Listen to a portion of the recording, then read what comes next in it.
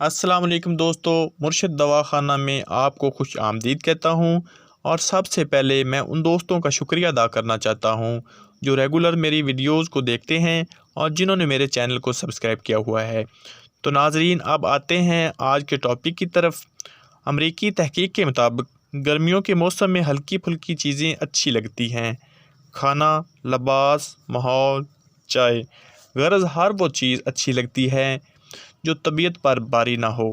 سبز چائے ایسا ہی مشروب ہے جو ذائقے میں اچھا اور صحت کے لیے انتہائی مفید ہے۔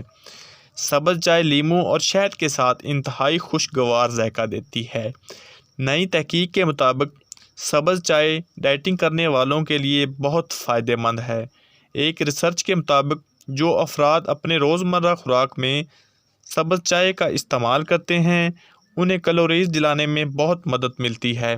سبز چائے فوڈ پوائزننگ اور دانتوں میں پیلا پن کا سبب بننے والے بیکٹیریا کے خلاف مزاحمت کرتی ہے۔ سبز چائے میں ایسا کیمیائی عنصر پایا جاتا ہے جو جسم میں الرجی کو بڑھانے اور پھیلانے کا ذمہ دار سمجھا جاتا ہے۔ سبز چائے اس کا راستہ روک کر الرجی کا شکار ہونے سے بچاتی ہے۔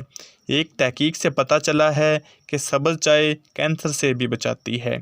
سبز چائے قوت مدافعت میں اضافہ کر دیتی ہے۔ سبز چائے کے استعمال سے وبائی اور موسمی امراض سے بھی بچا جا سکتا ہے۔ سبز چائے عمر ڈھلنے کے ساتھ ساتھ بھول جانے کے مرض لاحق ہونے سے بھی انسان کو بچاتی ہے۔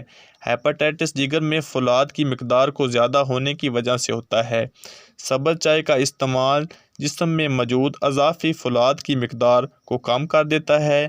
سبز چائے کے استعمال سے منہ سے آنے والی ناخوشگوار مہک کو ختم کیا جا سکتا ہے۔ کھانے کے بعد سبز چائے کا استعمال منہ کی صفائی اور تر و تازگی کا سبب بنتا ہے۔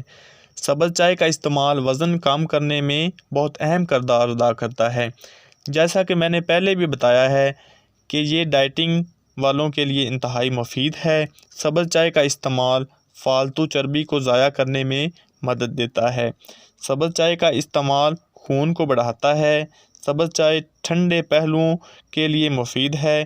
اس کے اندر ایسے اجزاء موجود ہوتے ہیں جو جسم کو گرم رکھنے میں مدد دیتے ہیں۔ سبز چائے کا استعمال جلد کے دانے ختم کرنے میں اہم کردار ادا کرتے ہیں۔ پیارے دوستو، یہ تھی سبز چائے کے بارے میں کچھ انفارمیشن۔ اگر میری آج کی ویڈیو آپ کو پسند آئی ہو تو میرے چینل مرشد دواخانہ کو ضرور سبسکرائب کر دینا اور اپنی دعاؤں میں یاد رکھنا۔ اللہ حافظ۔